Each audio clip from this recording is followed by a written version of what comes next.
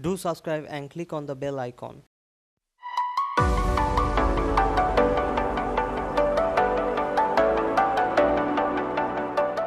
Hello friends, welcome to techtuto. Today we will learn about auto response assistant in Facebook Messenger. If you have a Facebook page especially for your business, then obviously you should interact with your clients every time they ask for anything. Auto response assistant can help you with this situation. So let's see how it works. First, log into your Facebook page and go to settings. Select the messaging.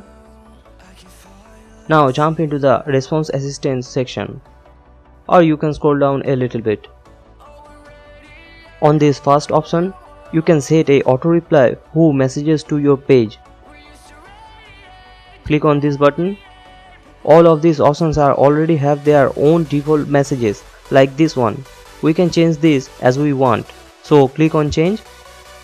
We can see the preview of it. Click on add personalization. You can choose first or last name, but I am choosing full name. After that, write your message. You can see the preview of this message. Then click on save. On the second option of reply assistance, set a message when you are offline and someone sent a message to your page. I am setting this message like this and save it.